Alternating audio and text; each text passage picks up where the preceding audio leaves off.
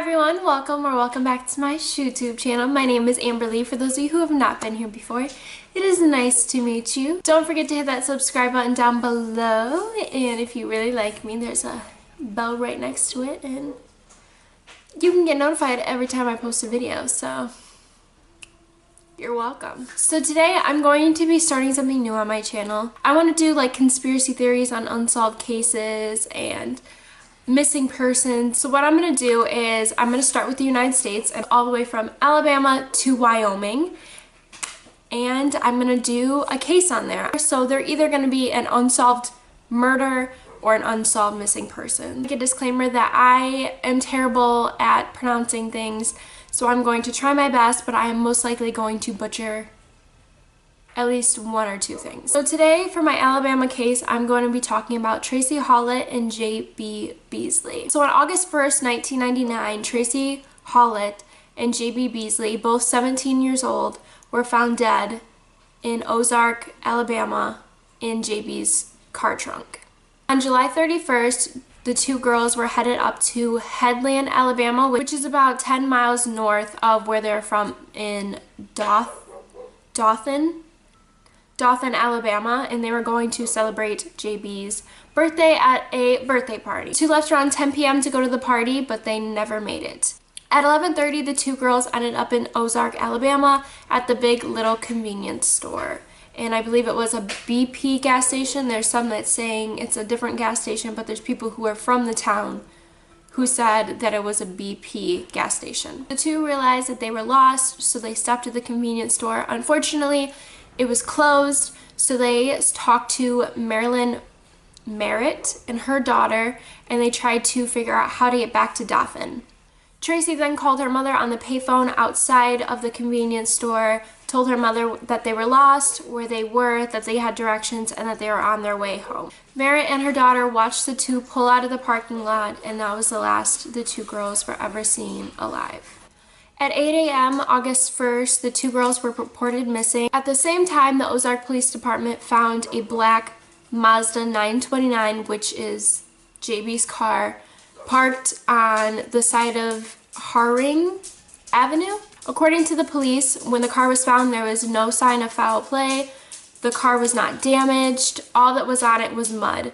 And Merritt and her daughter actually reported and said that when the girls left, there was no damages done to the car either, and the car was actually completely clean. The car also was almost completely out of gas. The driver's side window was slightly rolled down, and all of the doors were unlocked.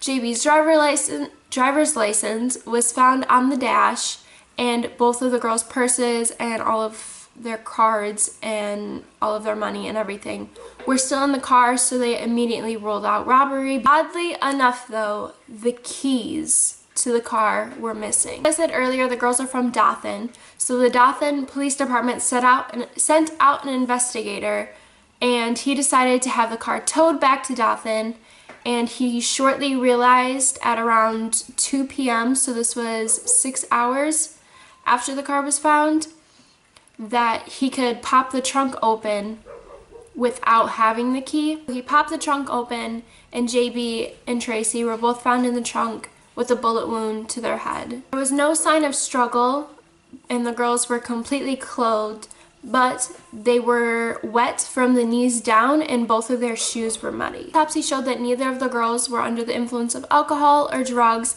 None of that was in their system, and although rape was ruled out, semen was found on JB's bra, her skin, and on the outside of her underwear. The semen wasn't found until 2 months later in the crime lab. Law enforcement was hoping that the semen would be the way to find the killer. It was the only form of DNA left behind, apparently, but there was an unknown paw print. There was an unknown handprint on top of the trunk. They also believed that the girls were not killed where the car was parked. So that is all of the evidence I have for you guys. So now I'm going to get into the theories and what people believe have happened. So this one isn't really a theory. This is a guy who actually came forward and said that he knew things about the murders. So John Barentine, I hope I'm pronouncing that right, At 11:30 on July 31st, he told his wife that he was going out to get milk. Oddly enough though, the convenience store, Big Little, closes at 11 o'clock. So there are people who are like, did his wife ever say if he came back for milk? But then he says that he left before 11. His wife said he left at 11:30. So who knows when he left, and who knows if he returned with milk. He went to get milk at either before 11 or 11:30ish, and he didn't come back until 1 a.m. His wife said that he looked extremely upset, so she asked him what was wrong, and he said that he was hit by a black truck on Herring Avenue, which is the same place that the girls were found. But this doesn't make any sense because there's no damage on the car, and if he was hit and it was that big of a deal, then wouldn't there be some form of damage to his car? Baring then told people throughout the next couple days after the girls were murdered that he might have known who did it, and people were very much influencing him to go to the police, tell them what he knew, get the reward money. And so a month later, after the girls were found, he did just that. So he did an interview with the police for 4 hours, and ultimately he gave them 6 different stories. One moment it was he was involved in it, the next it was he saw who did it, he took them to the crime scene or followed them to the crime scene and then drove them back to their car. And another one, it said that it was his neighbor that, you know, he gave a ride to, this, that, and the other thing. So the police were completely certain that this guy either did it or knew that this man had something to do with it or knew who did it. He later, though, told the police that he made the entire thing up just to get the reward money. Spivey, I hope I'm pronouncing that right, the police chief at Ozark, still tried to pin it on him though. Still was like, this guy has something to do with it. Later though, on December 17th, he was released because the DNA of the semen did not match with him. There are many people who knew him personally. There was a lot of people who, when I was reading theories on this, were like, this man is not capable of murder. He is not the brightest bulb in the pack. That he was involved in drugs, and, you know, basically they just believed that he said something so that he could get reward money. But the police still are suspicious. Now, onto the theories. There are many of people, actually the majority of people, that think that the Ozark Police Department were either involved or are covering up something. That they believe that they know who killed them and they just won't come forward, or that it was one of their own. And so first things first, they were handling the evidence completely wrong. They waited so long. They were waiting for the keys to the car. They didn't open the trunk. They were all touching on the car, not coming about this as if it was a crime scene. And it just seems like the evidence could have definitely been tampered with. It also has seemed to just come up with very random people who could possibly be it, which, I mean, these people could very possibly be it. To a lot of people, it seemed like they were just trying to pin it on anyone they possibly could to save their own asses. I'm not saying that this is true. I don't know JB personally. I don't know the type of girl that she was. I don't know the life she lived. A lot of her family members were offended that allegations like this were made about her, but I'm going to throw it out there because it very well could be a possibility.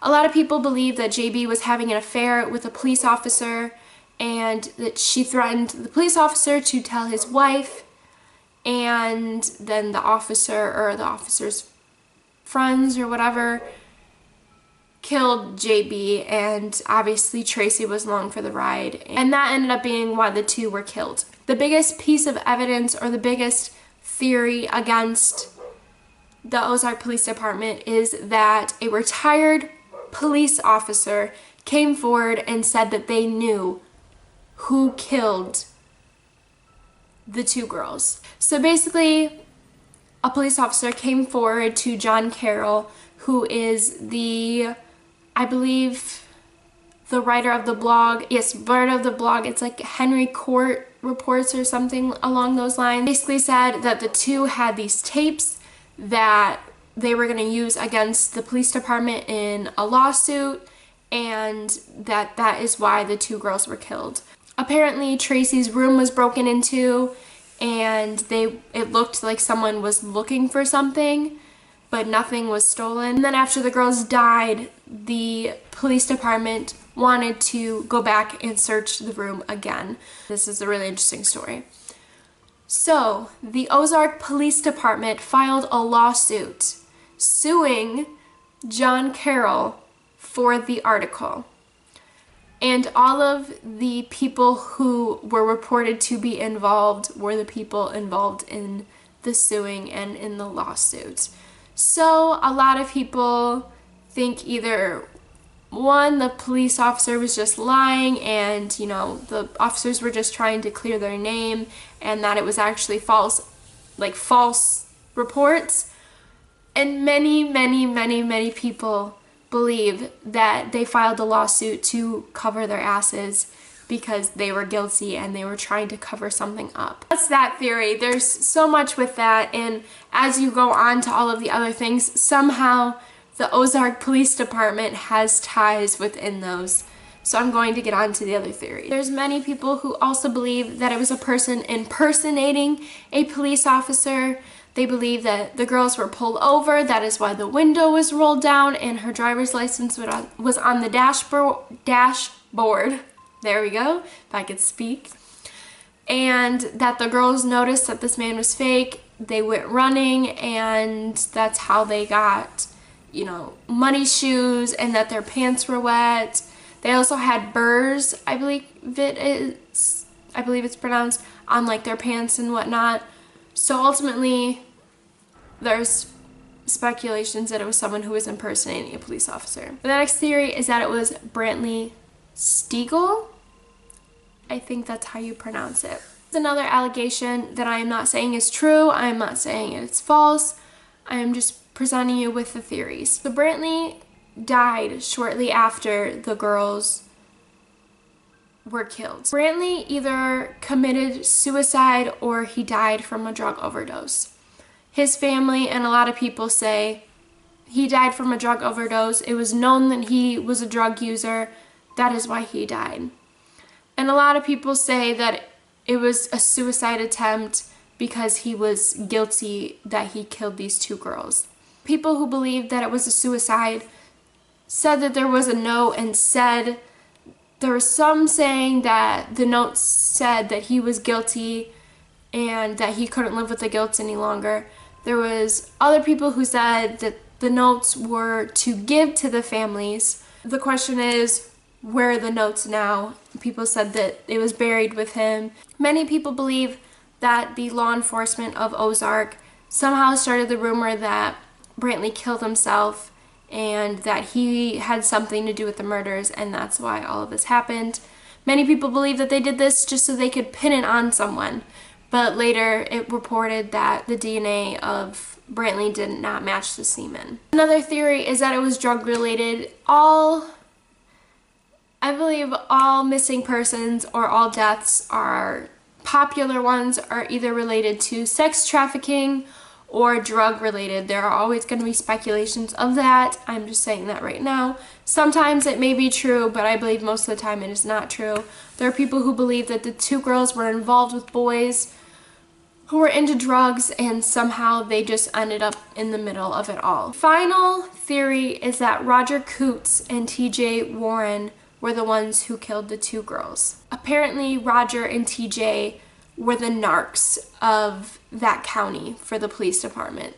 If you did drugs with these two, you were going to get told on and you were going to get in trouble with the police.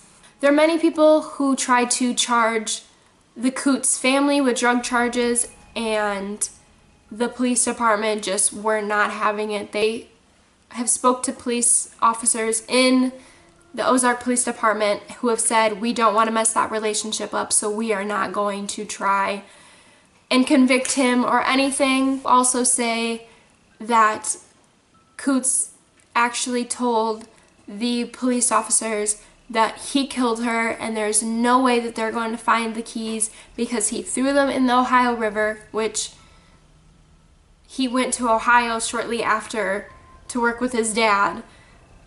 So it makes sense that they would be in the Ohio River. So basically, he just says, I help you guys out too much. You can never prove that it's me. You can never prove that it's anyone.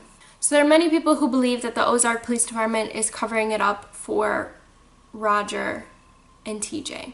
That is all of the theories. Let me know in the comments down below what you think happened, or if you know anything else, or if I missed something, feel free to leave that down in the comments so that I not only am aware of it, but everyone else is.